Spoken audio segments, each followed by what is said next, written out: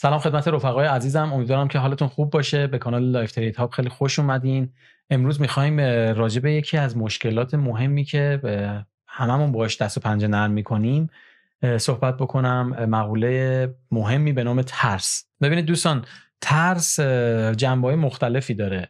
حالا ترس از دست دادن هست، ترس جا موندن هست، حضورتون عرض شود که ترس وارد شدن به معامله هست. یکی از مهمترین کارهایی که میتونیم بکنیم اینه که ببینیم اصلا اون ترسمون از نوع کدوم ترسه و ببینیم که ما تو چه حالتی ترس داریم. امروز من میخوام راجع به یکی از مهمترین مشکلات و علتهای ترس صحبت بکنم که فکر میکنم حدوداً 80% ترسا اصلا برگرفته از این مشکله، چون خودم که همچین مشکلی داشتم قطعاً و چون انقدر مهم هست فکر میکنم خیلی از مشکلات رو حل میکنه با دونستن و موشکافی کردن این مسئله و اینکه ببینیم چطوری میتونیم حلش بکنیم. خیلی از مسائل مرتبط با ترس از معاملات رو حل میکنه. حضورتون عرض شود که ببینید سیستم ایمنی بدن ما طوری طراحی شده که اگر از چیزی، از کاری که میخوایم بکنیم، از آیندهش خبر نداشته باشیم، یه حس ترس و اضطرابی تو وجود ما فعال میشه که اون حس بقاه. حالا بستگی به اون درصدی داره که مثلا اون اتفاق چقدر میتونه مهم باشه و چقدر میتونه تخریب کننده باشه. خب ببینید، قطعاً وقتی که شما اطلاعات کافی از بازار، از اون کاری که میخواید بکنید نداشته باشید، حالا نه اصلا شغل ترید، شما تو هر شغل دیگه، هر صنف دیگه بخواید کاری رو شروع بکنید یا بخواید تو کار دیگه وارد بشید، اگر از آیندهش خبر نداشته باشید، اگه اطلاعات کافی کسب نکرده باشید، اگه خودتون رو قشنگ آپدیت نکرده باشید برای اون کار، قطعاً یه ترسی همیشه هست. خب این کار، شغل، چون ارتباط مستقیم با اصل پول داره، خب ترسش مقدار بیشتره، استرسش بیشتره و چون خیلی راحت هم هست، فقط شما با یک کلیک میتونید مثلا یه حسابی رو، خیلی مبلغای بزرگی رو جابجا بکنید، خب ترسش یه مقدار بیشتر میشه. و اینکه قطعاً باید بدونید که اون کاری که دارید میکنید چجوریه، اطلاعاتتون رو کاملاً آپدیت بکنید راجع به اون کار که از آیندهش خبر داشته باشید. برای چی میگن که مدیریت ریسک داشته باشید؟ نگاه اینا همش برمیگرده زنجیروار به هم، که مدیریت ریسک یکی از ارکانهای اصلی همین ترس، که اگر شما مدیریت ریسک درستی داشته باشید قشنگ میتونید ترستون رو مدیریت بکنید. خب اون علت ترسی که من میخوام راجعش صحبت بکنم یکی از نکات مدیریت ریسکه که خیلی مهمه. ببینید شما قبل از این که بخواید اصلا کاری انجام بدید، وقتی یک حسابی دارید، حالا هر مبلغی که توش هست، $1000، $5000، هر چی که هست، شما باید ظرفیت ریسکتون رو مشخص بکنید. این نکته مهمترین نکته‌ایه که بیس کار هم مدیریت ریسک هم ترستونه. شما وقتی اون ظرفیت ریسکتون رو مشخص بکنید، خیلی از استرس ها، خیلی از اون استراباتون اصلا از بین میره، به خاطر اینکه دیگه مشخص کردید که آقا من مثلا میخوام توی معامله وارد بشم، انقدر درصد از حسابم رو حاضرم که ریسک بکنم.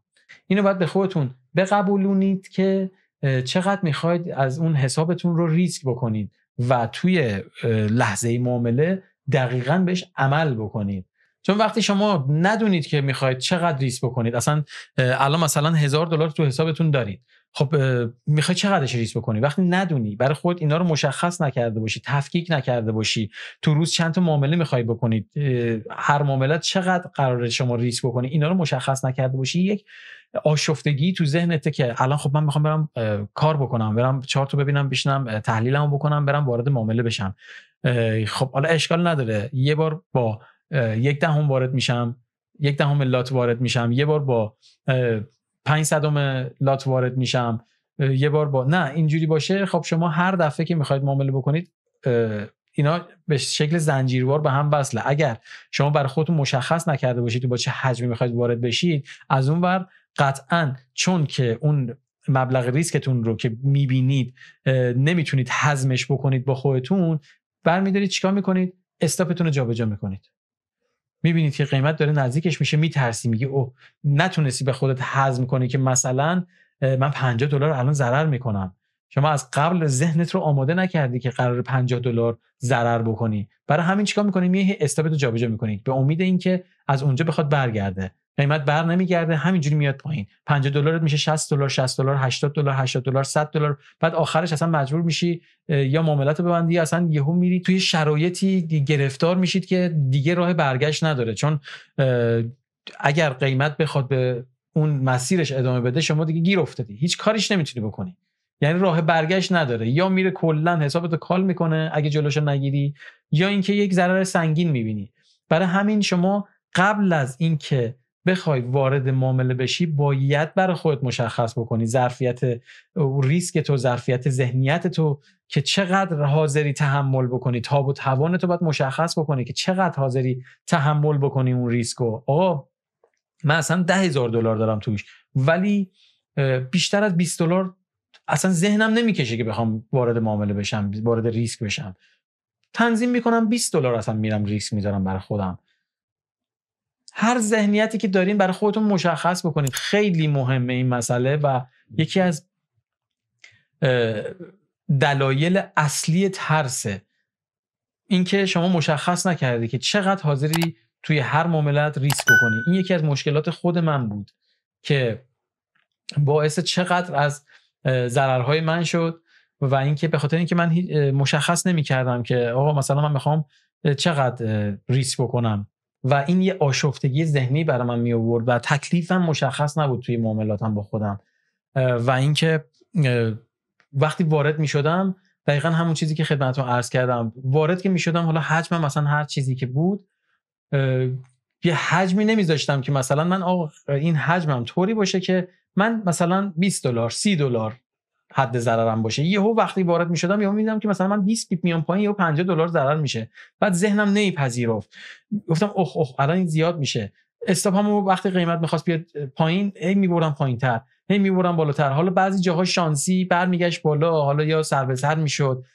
مرتب کار نمیتونستم بکنم. میدونید این خیلی مهمه که شما تفکیک بکنید و این مسئله رو برای خودتون باز بکنید که آقا من قراره که در روز 2-3 تا معامله انجام بدم. توی هر معامله قراره که انقدر دلار، انقدر درصد من اگر که استاپم بخوره ریسک بکنم. آقا اینو به خودتون بقبولونید که من استاپم هر جا که باشه 30 پیپه، 50 پیپه، 40 پیپه، به حدی اندازش رو میگیرم که حجمم رو درست بگیرم که $30 $20 حالا اون چیزی که مشخص کردید براتون ضرر بشه. حالا اگر این محاسباتش رو درست اطلاعات کافی ندارید، من یه ویدیوی خیلی تکمیل و جامع درست کردم که میذارم براتون این بالا لینکشو که ببینید و استفاده بکنید. ولی این مسئله خیلی مسئله کلیدی و مهمیه که شما ظرفیت ذهنیتون رو، ظرفیت تاب و توان ریسکتون رو مشخص بکنید.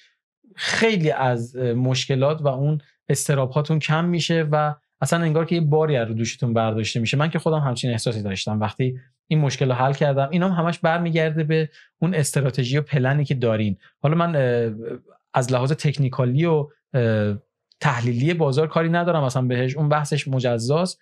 شما توی پلنتون باید مدیریت ریسکتون رو بگنجونید، باید مشخص بکنید که چقدر در روز میخواید شما ریسک بکنید تو هر معامله چجوری. حالا شما میتونید یه ریسک روزانه در نظر بگیرید، تعداد معامله در نظر بگیرید، اون ریسک روزانه‌تون رو تقسیم بکنید بین تعداد معاملاتی که دارید، اونجوری باشه که اصلا بهتون فشارم نیاد. من دارید میبینید دیگه توی حسابی که داشتم از اول که شروع کردم 0.5% خدمت شما عرض شود که تو هر معامله‌ام اجازه ریسک به خودم دادم. 0.5%، در صورتی که من حساب پراپی که دارم کار میکنم 5% اجازه خدمت شما عرض شود ریسک دارم در روز. ولی خودمو محدود کردم. من 5% که اجازه دارم کردم 1 تا 1.5%. 3 تا معامله، نهایتاً 3 تا معامله هر معامله 0.5%. حالا یه روز ممکنه با 2 تا معامله ضرر بکنم مثلا کنار بکشم، یه روز با 1 معامله. اینا همش بستگی به اون حس و حال مود اون روزم داره. تفکیک بکنید برای خودتون. باید با نظم و دیسیپلین و تفکیک شده کار بکنید.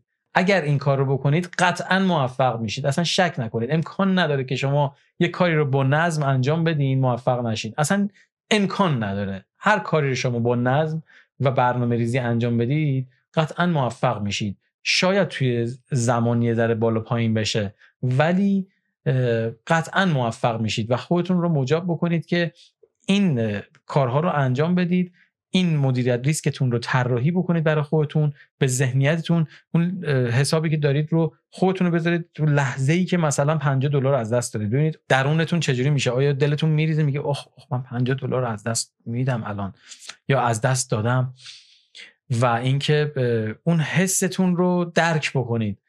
بشینید با خودتون تمرین بکنید. مثلا شما یه حساب $1000 دارید، تو ذهنتون فکر کنید که الان یک معامله کردید، $50 از دست رفته. آیا اصلا این $50 از حساب شما کم بشه شما چه اتفاقی تو وجودتون تو درونتون میفته؟